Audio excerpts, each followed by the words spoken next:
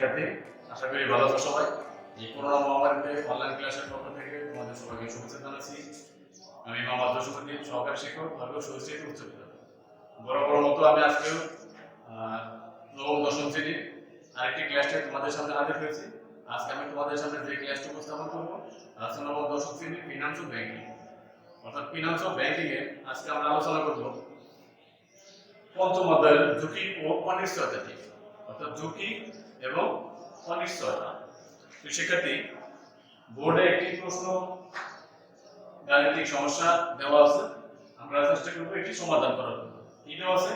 যে জনাব file UV দুইটি মূলধন বিনিয়োগ করতে চান, দুটি প্রকল্পে মূলধন বিনিয়োগ করতে চান, প্রকল্প দুটি গত 5 বছরের আয় নিম্নরূপ। প্রকল্পে এখন প্রকল্প দুটি দেওয়া আছে, প্রকল্প এ এবং প্রকল্প বি। এখানে দেওয়া আছে কি 7, কয় বছরের অঙ্ক আমার এখানে দেওয়া আছে 5 বছরের আয় দেওয়া আছে। অর্থাৎ 2009 সালে এই প্রকল্পের আয় ছিল 12%, 2010 সালে ছিল 17%, 11 সালে ছিল 15%, 12 সালে ছিল 14%, 13 সালে ছিল 18%।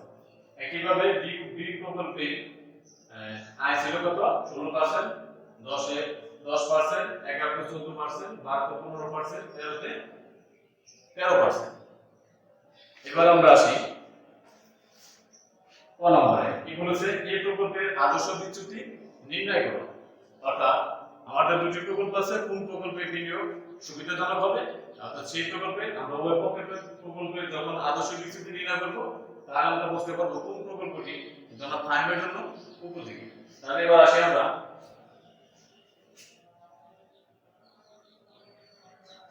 গাণিতিক সমস্যায় চলে আসি।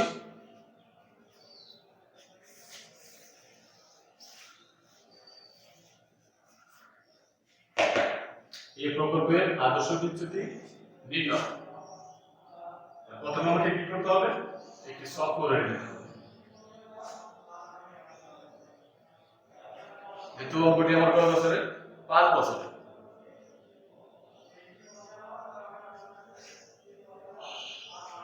দুই 3 4 5 6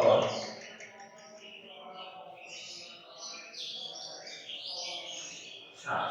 অর্থাৎ যেহেতু 5 বছরের অঙ্ক, তাহলে আমার কি করতে হবে? দুইটি কম বেশি কাটতে হবে। তাহলে প্রথম বছর এটাকে আমি কি করে নাম দিতে পারি? বছর। প্রথম কলাম হবে বছর, দ্বিতীয় কলাম হবে আয়, অর্থাৎ পার্সেন্ট। আমার এখানে যে আয়গুলো দেওয়া আছে এই আয়গুলো যোগ হবে। তৃতীয় কলামে কি আছে? গড় থেকে ব্যবধান, গড় থেকে ব্যবধান, অর্থাৎ আয় বিয়োগ গড়, আয় বিয়োগ গড়। এবার আসি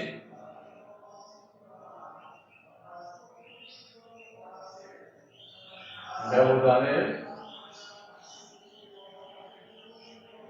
বর্গ। সাল এখানে দেওয়া আছে 2009 সাল থেকে 2009, 2010, 2011, 2012, 2013। এবার আসি আয় পার্সেন্ট। আয় কত দেওয়া আছে আমার এই প্রকল্পে? প্রথম বছরে 12%, দ্বিতীয় বছরে 17%, 11-তে 15%, 12-তে 14%, 13-তে 18%। 18%। অর্থাৎ পার্সেন্ট এখানে যেটা অনুরূপ করে দেওয়া আছে আর এখানে উল্লেখ না করলেও হবে।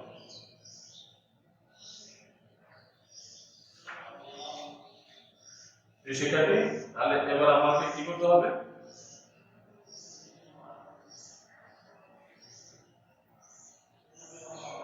যোগফল, অর্থাৎ যোগফল যোগফল বের করে নিতে পারি বা মোট বা যোগফল। মোট আমার এখানে কত হয়?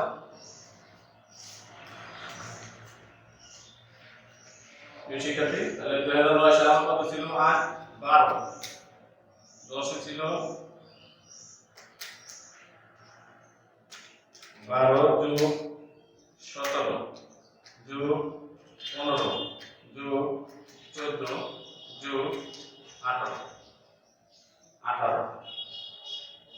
যোগফল হলো আমার 76 সমান 76। সুতরাং আসতে পারি গড় আয়, যেটা আমার মোট আয়ের হলো কত? 76%। তাহলে আমাকে প্রথম কি বের করতে হবে? 76% থেকে গড় আয় বের করে দিতে হবে। তাহলে কি করতে হবে? এই 76 কে যেটা আমরা রং করেছিল কয় বছরে? প্রতিষ্ঠানের মেয়াদ ছিল 5 বছরে। তাহলে এটাকে 5 দ্বারা ভাগ করে দিতে হবে। শিক্ষার্থী, তাহলে আমি কি ভাগ করব কত দ্বারা? 5 দ্বারা। তাহলে হয় 15.2 15.20। আমার গড় আয় তাহলে কত হলো? 15.20। এবার আসি গড় থেকে ব্যবধান, অর্থাৎ আয় বিয়োগ গড়। আমার আয় কত হয়েছে? প্রথম বছর আছে 12 বিয়োগ আমার গড় আয় কত? আয় বিয়োগ গড়, আর আমার গড় আয় আছে 15.20 সমান বিয়োগে 3.20। তারপর আছে 17 বিয়োগ 15.20 সমান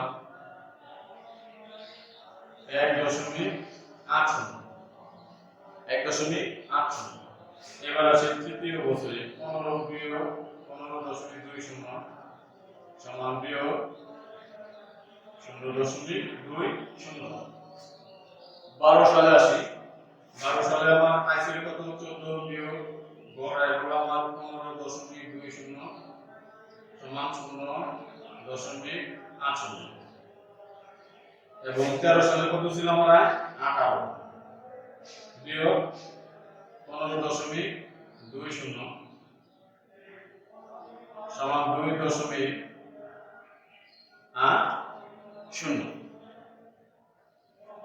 অর্থাৎ ব্যবধানের বর্গের যোগফল। এবার আমাকে কি করলাম? এটি গড় থেকে ব্যবধান বের করে নিলাম। গড় থেকে ব্যবধান।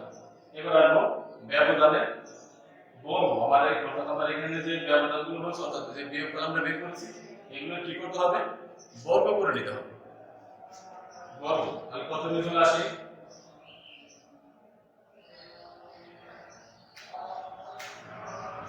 3.20 গুণ 3.2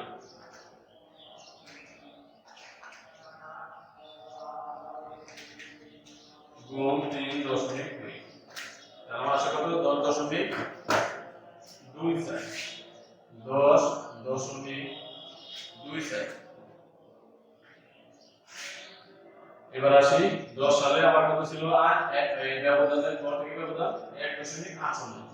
1.8 গুণ 1.8 3.24। 3.24।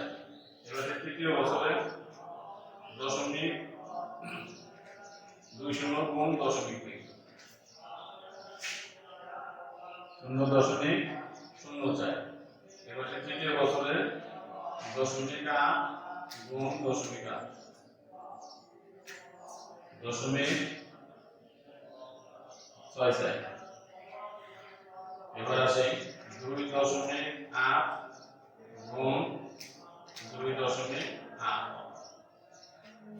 7.84। এবার আসবো তাহলে ব্যবধান আমি কি বের করে নিলাম? বর্গ বের করে নিলাম। এবার যেটা আমাদের ব্যবধানের বর্গের, এখন কি করতে হবে? ব্যবধানের বর্গের যোগফল বের করে নিতে হবে।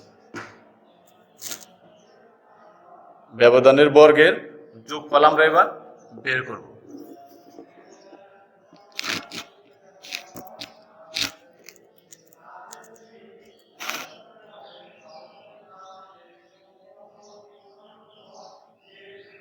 ব্যবধানের বর্গের যোগফল, তাহলে আমি এখানে লিখে নিই ব্যবধানের বর্গের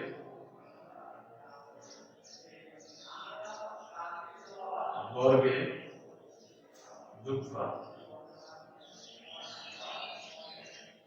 সমান, তাহলে যোগ করে নেই 10.24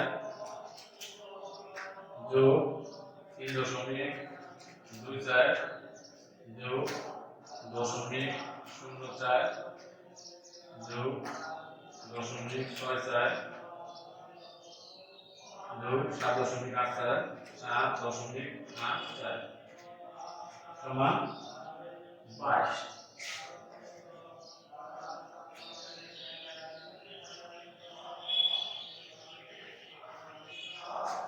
দশ দশমিক দুই চার যোগ 3.24 যোগ 0.04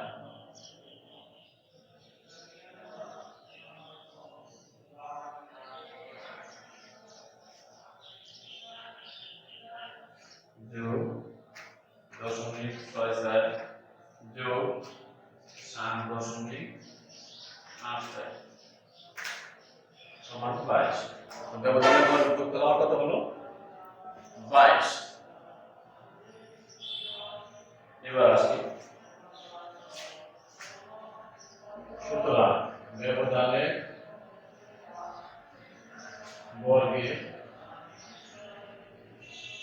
গড়,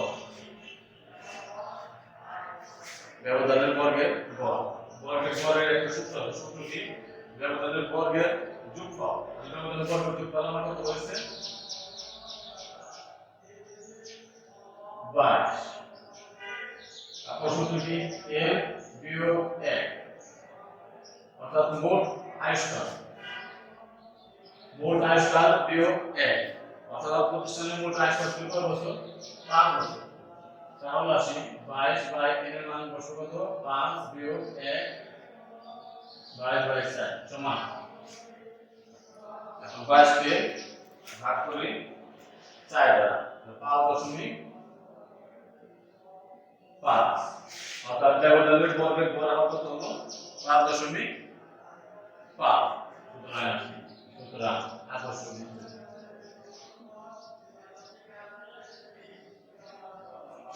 আদর্শ বিচ্যুতি সমান 5.5 বর্গমূল হয় 2.34520 সমান 2.35।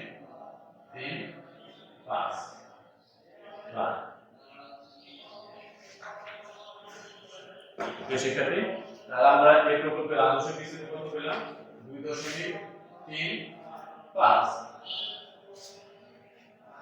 তাহলে প্রথমে আদর্শ বিচ্যুতি বের করতে হলে প্রথমে আমাকে কি করতে হবে, একটি সলভ করে নিতে হবে। প্রথমে তোমরা আমার যে কলমটা করবো, কলমটির নাম কি বছর, অর্থাৎ যে প্রতিষ্ঠানের যে বছরগুলো দেওয়া থাকবে এখানে উল্লেখ করতে হবে, সেই বছরগুলো আমি এখানে উল্লেখ করে নিলাম। তারপর কি দেওয়া থাকে আয়, অর্থাৎ প্রতিষ্ঠানের প্রতি বছর প্রকল্পে কি পরিমাণ আয় হচ্ছে সেই আয়গুলো আমি এখানে উল্লেখ করে নিতে হবে। প্রকল্প এর যে আয়গুলো ছিল আয়গুলো আমি এখানে তুলে নিয়েছি। এবার আসে গড় থেকে ব্যবধান, অর্থাৎ আয় বিয়োগ গড়, অর্থাৎ আমার এখানে যে আয় হয়েছে এই আয় থেকে কি বের বাদ দিতে হবে। আমি এখানে যে গড় আয় বের করেছি, অর্থাৎ আমার গড় আয় ছিল মোট আয় ছিল 76, যেহেতু 5 বছরের প্রতিষ্ঠানের মেয়াদ ছিল 5 বছর, 5 আয় থেকে ভাগ করেছি 15.20, তাহলে আমি আয় থেকে 15 অর্থাৎ গড় আয় বিয়োগ করে নিয়েছি প্রতি বছর। তাহলে এখানে একবার আবার কি করতে হবে, আমি এখানে যে ব্যবধানগুলো পেয়েছি অর্থাৎ যে বিয়োগফল পেয়েছি এগুলো কি করে নিতে হবে, এখানে ব্যবধানের বর্গ অর্থাৎ মাইনাস 3.20 বর্গ করলে কত হয় 10.24। একইভাবে সব বছরে আমি এখানে বর্গ করে নিলাম। এবার আসি ব্যবধানের বর্গের যোগফল, অর্থাৎ আমার এখানে কত হলো যোগফল সেটা আমি প্রথমে যোগ করে দিয়েছি। এখানে যোগফল কত হলো আমার এখানে 22, অর্থাৎ ব্যবধানের বর্গের যোগফল 22। এবার আমরা বের করব ব্যবধানের বর্গের গড়, আমার এখানে যে আয় হয়েছে এই ব্যবধানের বর্গের যোগফল পেয়েছি, এটি গড় করবে ব্যবধানের বর্গের গড়। তাহলে মোট আমার যোগফল কত 22। সূত্র কি ব্যবধানের বর্গের যোগফল বাই n বিয়োগ n, অর্থাৎ n মানে কি ওই প্রতিষ্ঠানের আয়ুষ্কাল, অর্থাৎ প্রতিষ্ঠানের মেয়াদকাল কতদিন ছিল 5 বছর। এখানে n এর পরিবর্তে বসালাম কি 5 বিয়োগ 1 সমান 5 থেকে 1 থেকে 4 4 দ্বারা সেবা করলে 5.5। 5.5 আদর্শ বিচ্যুতি কত হয়? সুতরাং আদর্শ বিচ্যুতি √5.5 সমান 2.34520। আমি এখানে 2 গুণ নিলাম, দশমিকের পর অসংখ্য করা আছে, আমি এখানে 2 গুণ নিলাম। যে ঘর বাদ দিতে হয় ওই ঘর 5 থেকে 5 এর উপর থাকলে বাদ দেয়া যোগ করতে হবে। যেটা আমি ঘরগুলো বাদ দিলাম, তো 5 থেকে বাদ দেয়া কি করতে হবে? 4 এর সাথে কি করব না 5। অর্থাৎ এই প্রকল্পের আদর্শ বিচ্যুতি কত পেলাম? 2.35।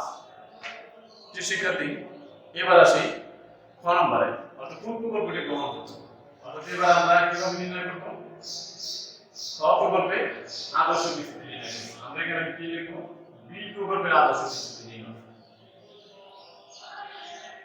বছর ঠিকই আছে, আমরা শুধুমাত্র এই আয়গুলো একটু পরিবর্তন করে নিই।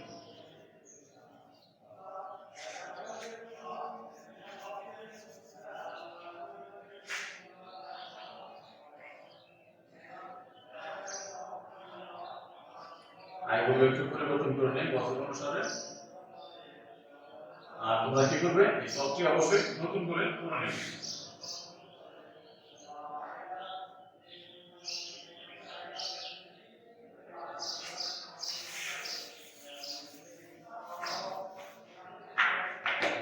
শিক্ষার্থী, আমার এখানে এখন আমি নির্ণয় করব বি প্রকল্পের আদর্শ বিচ্যুতি নির্ণয়। একইভাবে প্রকল্পটি আদর্শ বিচ্যুতি কত বছর ছিল? 2009, 10, 11, 12, 13 সাল পর্যন্ত। আমি এখানে আয়গুলো বসিয়ে নিই। তাহলে বি প্রকল্পের 2009 সালে আয় কত ছিল? 16। 10 সালে 10, 11 সালে 14, 12 সালে 15, 13 সালে 13। এবার আমরা মোট আয় এইগুলো বের করে নিই, মোট আয় নির্ণয় করে নিই। তাহলে মোট আয় আমার কত? প্রথম বছর 16, পরের বছর 10, তারপর 14 যোগ 15 যোগ 13, অর্থাৎ 68। তাহলে আমার মোট আয় কত হলো? 68। ভাগ করব কত দ্বারা? 5 দ্বারা। তো গড় আয় আমি বের করে নিলাম সাথে সাথে। তাহলে আমার মোট আয় কত? 68। আমার দরকার গড় আয়। তাহলে গড় আয় বের করতে হলে কি করতে হবে? এই 68 কে, যেহেতু আমার প্রতিষ্ঠানের মেয়াদ কত? নম্বরের মধ্যে 5 বছর, 5 দ্বারা এটাকে ভাগ করলাম, সমান কত হয়? 13.6। 13.6। এবার আসি গড় থেকে ব্যবধান, অর্থাৎ আয় বিয়োগ গড়। তাহলে আমার আয় কত?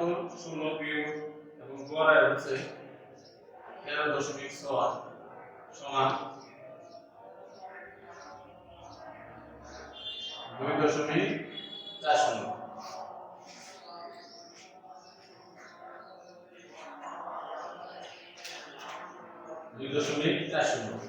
একইভাবে আসে পরের বছরের আয় হলো আমার 10 এবং গড় আয় কত? 13.6 বিয়োগ 13.6 বিয়োগ 3.6। একইভাবে আসি পরের বছর 14 বিয়োগ 13.6 0.40। 15 বিয়োগ 13.6 সমান 1.40। আবার 13 বিয়োগ 13.6 বিয়োগ 3.60। অর্থাৎ আমি ঠিক বের করে নিলাম গড় থেকে ব্যবধান, অর্থাৎ আয় বিয়োগ গড় বের করে নিলাম। অর্থাৎ আমার প্রথম বছর ধরে আয় গড় থেকে ব্যবধান কত হলো? 2.40।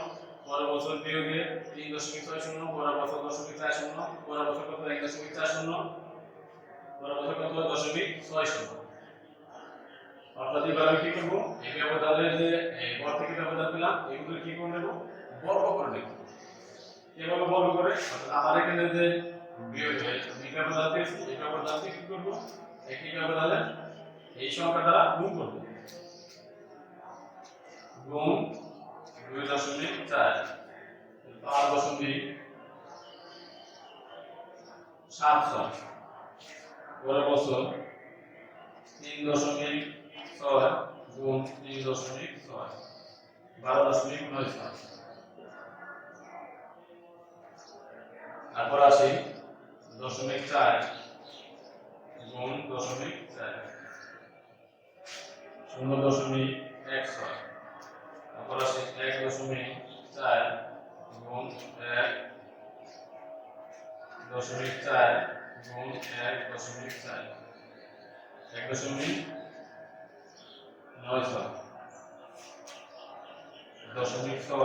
গুণ 0.6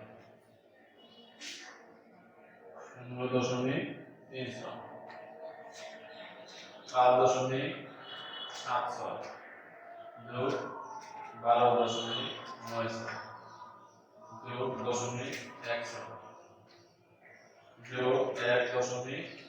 1.9 যোগ 0.300 equal 0.2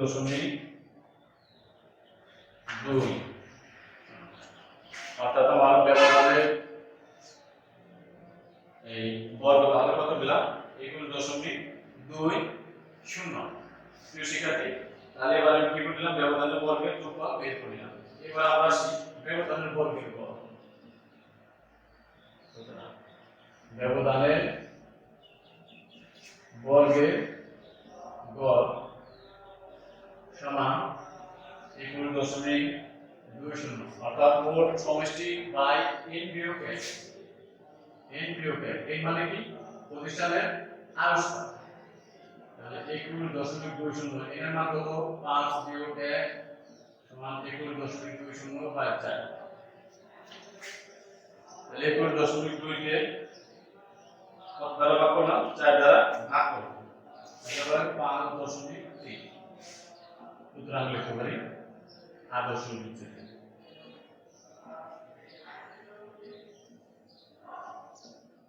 সমান রুট 5.3 বর্গের কত হয় 2.30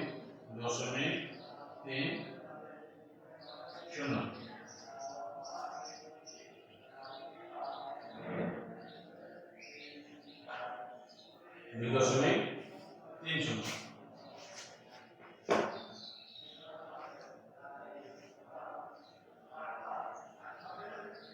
প্রিয় শিক্ষার্থী আর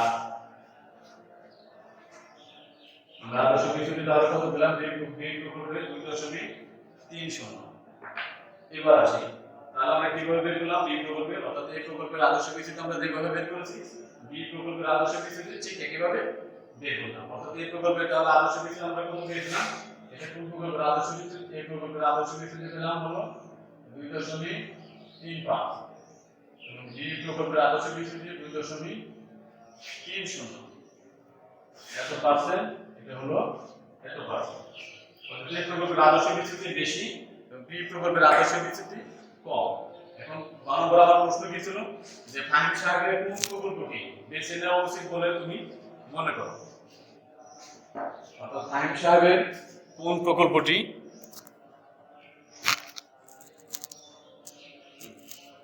ফাহিম সাহেবের কোন প্রকল্পটি বেছে নেওয়া উচিত বলে তুমি মনে করো তাহলে আমরা কি লিখতে পারি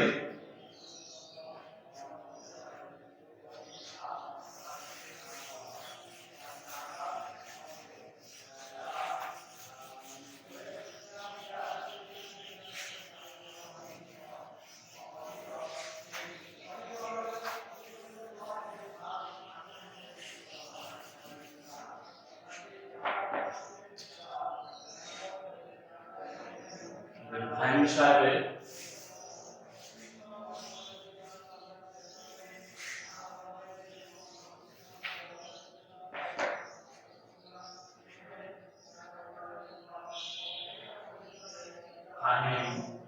সাহেবের এই প্রকল্পে আদর্শ বিচ্যুতি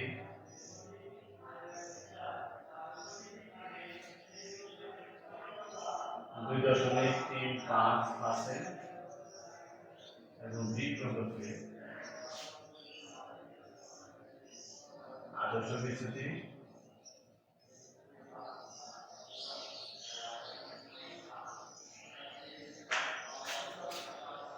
2.30%।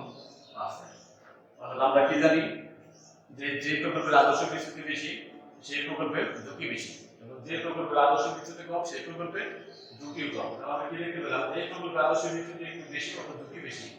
ঝুঁকি বেশি হয় কি হয়েছে, এই প্রকল্পে তার বিনিয়োগ করা লাভজনক হবে, কারণ যে প্রকল্পের ঝুঁকি বেশি ওই প্রকল্পে লাভও বেশি। বি প্রকল্পের ঝুঁকি একটু কম, তুলনায় কি হবে, বি প্রকল্পে লাভ একটু কম হবে। ঝুঁকি কম, লাভ কম, ঝুঁকি বেশি এবং লাভ বেশি। আমরা কি করতে পারি,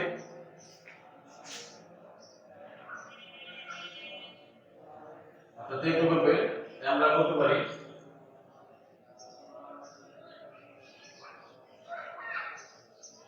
যে প্রকল্পে ঝুঁকি বেশি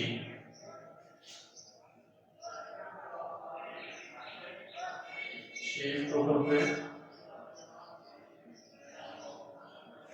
লাভও বেশি। আমরা বলতে পারি আইনসাহেবের যে কোনো একটি প্রকল্প, আইনসাহেব কি করতে পারে, যে কোনো একটি প্রকল্প বেছে নিতে পারবে এখানে, যেহেতু যদি আদর্শ বিচ্যুতির পরিমাণ খুবই কাছাকাছি, অর্থাৎ সেম টু সেম, তাহলে এখানে কি লিখতে পারি আমরা, আইনসাহেবের যে কোনো একটি প্রকল্প বেছে নেওয়া উচিত বলে আমি মনে করি। তো শিক্ষার্থী, আশা করি বুঝতে পেরেছো। অবশ্যই ক্লিক করে আইনসাহেবের যে কোনো একটি প্রকল্প বেছে নেওয়া উচিত বলে আমি মনে করি, অথবা এই প্রকল্পটি বেছে নেওয়া উচিত, অথবা ডি প্রকল্পটি বেছে নেওয়া উচিত, যেহেতু ঝুঁকির পরিমাণ বেশি, আয় বেশি, ঝুঁকি কম, আয় কম।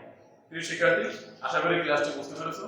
আমরা পরবর্তীতে আবার অন্য কোনো ক্লাস নিয়ে তোমাদের সামনে হাজির হবো।